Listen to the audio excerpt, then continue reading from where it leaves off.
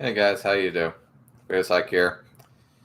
Now, I just want to talk about one more thing today, and of course, there will be more Love Doll videos coming at some point. I swear, I don't have the time for this. I don't have the time for that.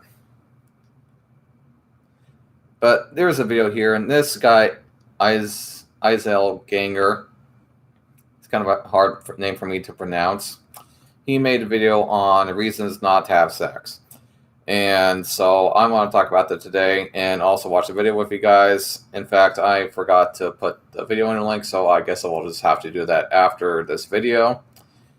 But after I do so, I will do that, and you guys can watch the video with me if you'd like, or you could just watch it afterwards, and we can just move on.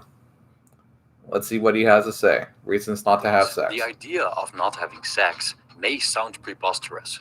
After all, isn't physical intimacy one of the key ingredients of a healthy and fulfilling life? Well, if that's the case, then we stumble upon a problem, as the visibility of sexuality and eroticism only increases in this age. The frequency of sexual intercourse actually decreases. Recent numbers suggest that people, especially young men, are having less sex than before. So if we put such a high value on sex and view it as a life necessity, we could say that an increasing number of people are deprived of something essential. But is this truly the case? Do we need sex as much as we think we do? And could not having sex even be beneficial to us? The purpose of this video is not to discourage lovemaking or to shame those who do it. It's simply an exploration of reasons not to engage in the pleasure of all pleasures. Sex. I mean, I like the video. 1. The sacrifice may not be worth it. In many cases, sex comes with a price. When you're not in a relationship or marriage, obtain. Yes, and that's what I've even tried stating on my channel sometimes.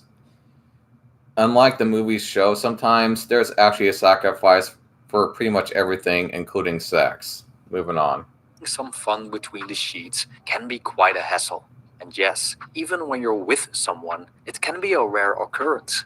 But let's approach this from the perspective of a single person who, in order to find a mate, needs to either be physically present at places with potential partners or use online services like dating apps and websites. Yep. First of all, this pursuit will not always be successful. Yep. In some cases, dependent on how your target category of people perceives you, it could take a while to find someone who suits your criteria in the physical sense.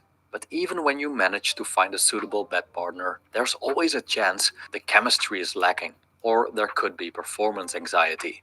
Or worse, the person you just met could turn out to be a dangerous psychopath. Then, of course, there's an option to exchange currency for pleasure. But are you willing to spend your hard-earned money for a moment of carnal knowledge with a sporting lady or gentleman? Also, one might want to contemplate the conditions and motivations of the people who do this kind of work. Like with many things in life, the pursuit of intimacy comes with risks. More than 2 millennia ago, philosopher Epicurus, inventor of a moral philosophy revolving around pleasure, clarified why sexual intercourse was not among the pleasures he pursued.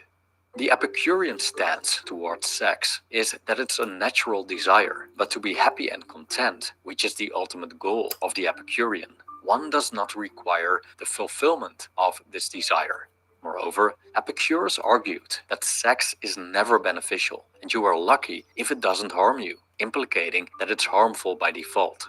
Yeah, it can Many be. would disagree with Epicurus' statement, but several studies, links below, show a correlation between poor mental health and the frequency of casual sex, also known as hookups. It's not entirely clear if people with poor mental health are more likely to engage in hookups, or that hookups cause poor mental health. A publication by the International Academy of Sex Research suggests that, and I quote, "Sexual behavior may involve risk for physical and mental health. Physical health consequences include unintended pregnancy, sexually transmitted infections, and sexual assault." End quote. Whether or not one is willing to accept the potential risks and sacrifices is up to that individual. Perhaps Yeah. a more straightforward approach to satisfy our carnal desires is articulated by Diogenes. After being asked why he would pleasure himself in public, he replied, "If only it were so easy to soothe hunger by rubbing an empty belly." Of course. 2. The less you scratch, the less it itches. Like all forms of sensual desires, the desire to get one's end away is just another itch that seeks to be scratched. We can either scratch it by engaging in intercourse or by doing it the Diogenesian way. But as long as we keep scratching, the itch remains, and it might get even worse. At least, this is what the Buddha observed. Buddhist knowledge of the mind shows us how desires work and how we can get rid of them. To understand this, we must identify the reason why we have these desires in the first place. From a Buddhist point of view, engaging in sensuality is a way to escape this nagging feeling of dissatisfaction with life. Even though sensual pleasures are natural and deeply rooted, we could also misuse them to numb the pain, and by doing so, they grow stronger. Addiction is essentially the extreme indulging in sensuality, turning things like eating or surfing the internet into compulsive habits. So, the more we scratch, the more we itch. Scratching may temporarily bring relief, but the itch of desire returns more robust and intense after a while. With sex, such mechanisms are at play as well. Many people who would consider themselves to have a quote-unquote healthy sex life could, in reality, be under continuous pressure of their cravings. They simply have access to one or more partners that are routinely available to satisfy their cravings, Pretty and much. thus they persist. Buddhist monk Ajahn Yanamoli argues that celibacy would be beneficial for a non-Buddhist person for the apparent reason that one is not controlled by a strong desire that otherwise defines one's whole life. Being celibate can dry the mind out of the quote-unquote wetness of sensual desire, so it becomes free of it. I quote, "Because the whole life, a person's life, an average person's life, revolves around following desires and getting what you want, which usually revolves around sensuality, around finding a mate, a family. The whole thing revolves around the very basic desires that are deeply rooted, obviously. So if one is able to go against it, in a sense of not just pure denial, but in a sense of actually developing wisdom on account of it, like seeing of desire by not giving in to desire, you can eventually overcome that desire, and then you can imagine the freedom of that mind." End Yeah. quote. True. From this perspective, the healthiest sex life may appear drastically reduced from the outside. The renunciate's inner life blossoms and expands exponentially. My existence as an urban working mother precludes most of what monks and nuns do in the course of a day. But this is a piece of monastic life, along with meditation and seclusion, that I can practice in the privacy of my own home. End quote. Removing the pursuit of sex and romance from our lives likely lessens our engagement with the outside world. But this disengagement also creates an opportunity for the inner world to blossom. When we look at human behavior, we see that the claim presented by Ajahn Yanamoli is correct. Our lives generally do revolve around a deeply rooted desire for sensuality and finding a mate.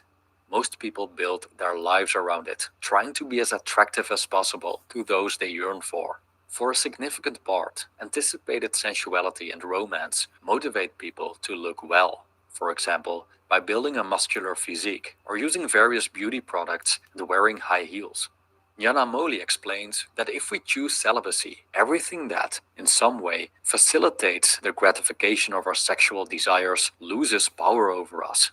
Things like the need for social status or bodily attractiveness to attract potential partners become pretty useless, as the removal of the end renders its means obsolete.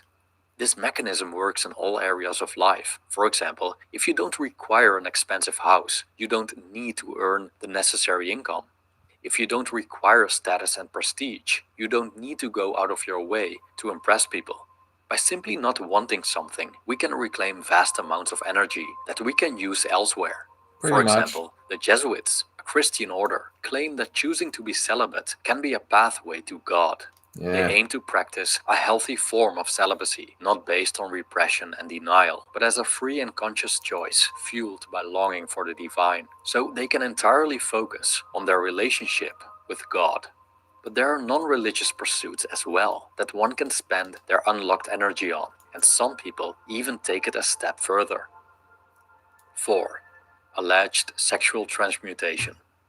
Even though he was popular among women, the Serbian-American inventor Nikola Tesla chose to remain celibate throughout his life. Some claim that he was attracted to men, but this belief seems to reflect a failure to understand why a man wouldn't be interested in the women that fancy him. In other words, he must be gay. Even though sexual desire Lots is of men deeply talk like rooted in that us, nowadays there is still. more to life than copulation and procreation. Once a womanizer and gambler, Tesla decided to exert self-control over his desires. He was aware of the impact that romantic love could have on people, especially inventors, and he saw it as a threat to his cause. When asked if he believed in marriage, he answered, "For an artist, yes. For a musician, yes. For a writer, yes. But for an inventor, no. The first three must gain inspiration from a woman's influence and be led by their love to finer achievement. But an inventor has so intense a nature, with so much in it of a wild, passionate quality, that in giving himself to a woman he might love, he would give everything and so take everything from his chosen field. I do not think you can name many great inventions that have been made by married men." End Pretty quote. much. But it wasn't just the absence of diverting elements that contributed to his success. Tesla also claimed that abstinence played an essential role in his creativity. Through his celibacy, he may have entered the field of so-called sexual transmutation, as he converted his sexual energy into creative energy. The validity of sexual transmutation is controversial, and its role in Tesla's life remains vague. Even though it's common in Indian religions and Taoist practices, the idea of transmuting one's energy through abstinence lacks scientific proof.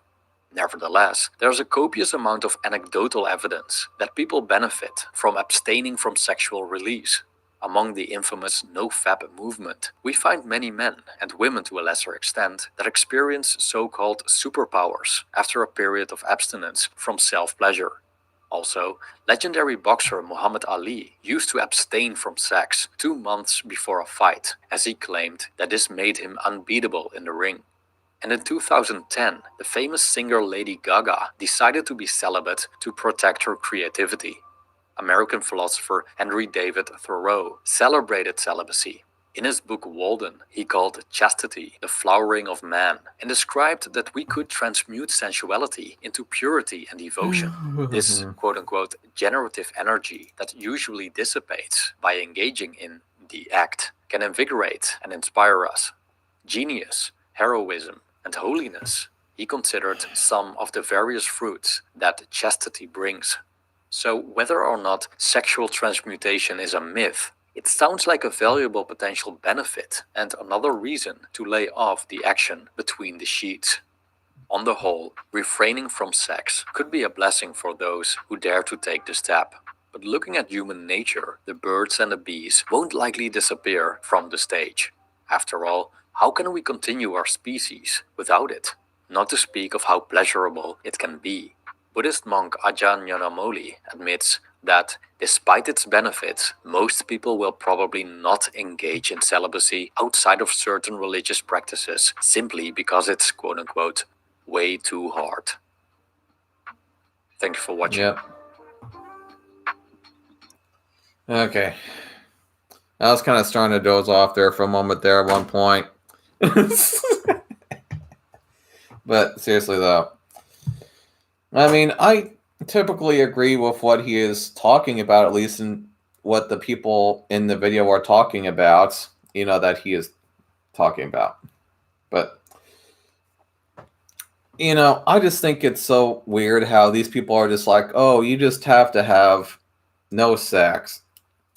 I mean, just having no sex? I mean, I definitely get, not scratching something too much, and the more you scratch it, the more it becomes, then the more you have to scratch it, the more it becomes an addiction. And I at least get that, but like, the only thing that I do disagree with though is just the fact that, just not having sex. I mean, we only really do live once. And, even if you're somebody that, let's say, got engaged in sex, let's say once a week, I mean, good for you, but, I would probably recommend not engaging in sex once a week, but I mean, that's your life, and that's just what you have fun with. That's what you enjoy doing, and that's just your way of succeeding. There's many ways of succeeding in life. It's not just career. You know, sometimes people think, in absolutes like that. Like their way of life is just absolute, and this is the way that you have to do it. And in some ways, in some areas, that can be true, but in some ways, it's not. And to just cancel out sex altogether in general, I just think it's fucking ridiculous. And or even masturbation, like I would say so. Just even if it's just something like having sex, like I don't know, a few times a year. I mean, that makes complete sense to me. And again, it's like I said, we're only young for so long, and we only live once. So why not sometimes have sex? At least once to 3 times a year or something, man. There's really nothing wrong with that. I mean, but there's also nothing wrong with not having sex for a year or for a while.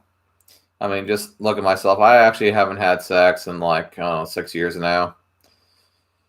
And I'm just fine and everything. Nothing's been wrong with me. I haven't had any illnesses or nothing. I'm doing pretty well, to be frank.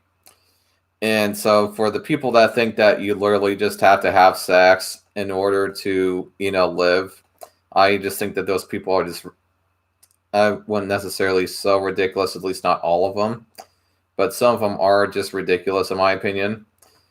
And sometimes I do think, though, that sometimes they've just been misinformed by society, obviously. Just like I was, of course, once misinformed by society. I used to also think that we had to have all this sex in order to live, and that's not actually the case, to be frank. And I'm actually am a good example of that. There are just so many other things to do besides trying to make all of this time to get laid all of the time. There's just so many other things that you can do besides just having sex. But it's also, like I said, having sex up to a few times a year or something isn't going to do anything. And you probably aren't going to get addicted. Of course, that also just depends on the person sometimes. Some people will get addicted to something after the first time they do something, and that's just how it is. I even once heard this one person actually fell on a board one time, and they actually became addicted to sex because of it. It was weird, but that's just how some people react. I mean, what can I say? But of course, that being said, we're almost at 20 minutes here, and I'll just end the video. Of course, if you guys want to talk about this more, you guys can comment and everything, and I'll see you guys in the next video. Bye.